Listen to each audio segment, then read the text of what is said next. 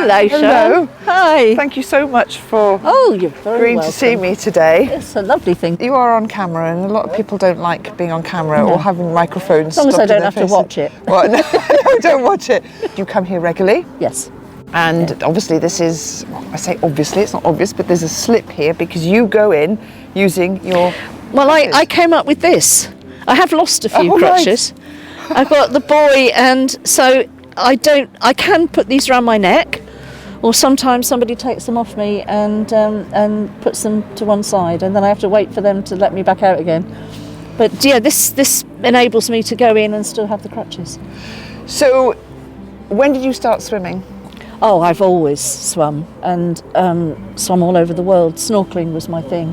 Okay. So I loved it, and as I became less and less able to travel and get on and off boats, and I came to live here, and I used to swim every day, and then I got more and more unwell, and it's not quite like that now, but I do swim as much as I possibly can. Well, I bob about in the water.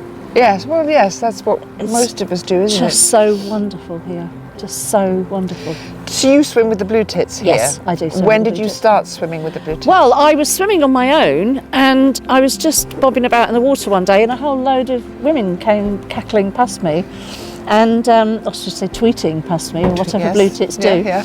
And I stopped them and said, "Are you a group?" And then that was it. Then I started swimming. I do swim on my own sometimes, because sometimes you just like to come down here and play with the seals on your own. Absolutely. But what a lovely group of people.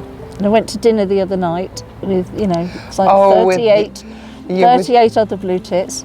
None of we didn't recognise each other with our clothes on, was the refrain. That's always the thing, But yeah, lovely group of people, really kind, really helpful.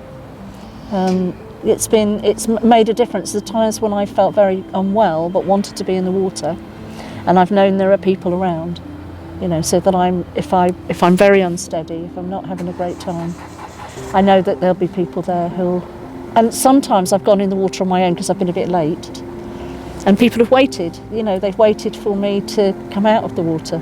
So I can't stand and get changed. Fortunately, I only live up the road.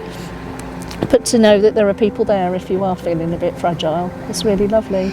So you've always swum, so you find it a tonic. You swam before you used crutches, and so you've carried on, and you find it helps you? For my mental health, absolutely. I mean, I do tend to get quite low in the winter. This is such a boost. It's just so nice to keep your head up, And I mean, just being out in nature like this, and the challenge of it, because it's not always what you want to do because it's cold, but even the cold itself is such a boost. Yeah. Yeah, I find it. People always ask me, what is it about the cold water? And over the years, the cold water is the anchor. I see it as the anchor that brings us all together, but it's the whole package, isn't it? It's the meeting of different people, the laughing, the being silly, slightly inappropriate. All of that package is what I find gives me the pleasure, but the cold water is that bit that makes me whoo, scream and shout. I have a theory. It's a bit like being in the womb, and I mean, not the cold so much, but just being in the water and being weightless like that. And I'm a big girl. It feels when I come out, it's like putting my body back on again. That's interesting. It's I've never like heard that you one. go in there and you just are. I've gone in high states of anxiety, and it's all gone in the water. It's just sort of gets taken away. I like that thought. Yeah. It's like the Great Mother. How wonderful. What a lovely way of describing the water. So I've taken the temperature, it's 12.4 here, so we're on about 13.2 down in St David's. Right. So you're slightly colder, but I think Goodwick is always slightly colder. But this is beautiful today, isn't it? It's lovely. After really that bit lovely. of rough, though, I mean, we've had it raging down in Yes. St David's. White Sands yesterday was great fun, just waves I coming can't in. do that anymore. That's sad. I can't do the beaches. I can't manage the beaches. So this is perfect for me. I can get down the slip and into the sea. And but the beaches are a bit. I did plan to this summer, but I didn't make it. To have a go with other people. If you were a diver, a snorkeler, you were very adventurous, and that contributes to your continuing adventurousness now, isn't it? You were always out there doing things. Oh, well, it's like life isn't about staying alive, it's about having experiences, you know? Do you know what I mean? It's like you I don't mean you don't take care of yourself, but when you become disabled, you lose whatever the disability is, and it can happen to anybody at any time. You kind of lose something and you have to adapt. And finding ways to adapt is part of that adventurousness, you know, like these. Yeah, I love that. It's like, but yeah, so it's you know, you are that kind of person. Then you go out and you do what you want to and do. people say how brave, and you think it's nothing to do with courage. It's determination, really. I can just be stuck sitting at home, or I can find things to get some excitement into my life, and they're not the things that they used to be. I'm never going to get on a boat in the Red Sea and go and swim with wild dolphins anymore. You know, I'm not going to do that.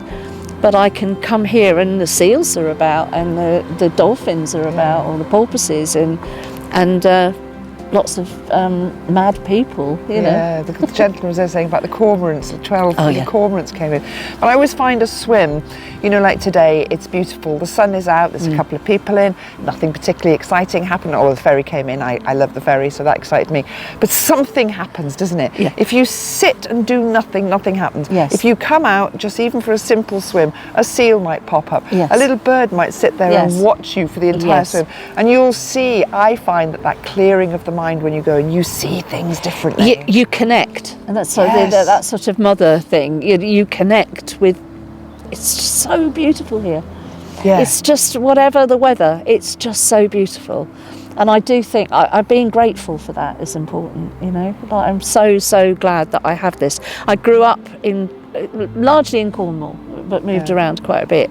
So I grew up with the sea, and then I had a long period of time where I didn't, and it's just so lovely. I came back here about 7 years ago with the intention I'm going to be in the water, and it's just such a gift.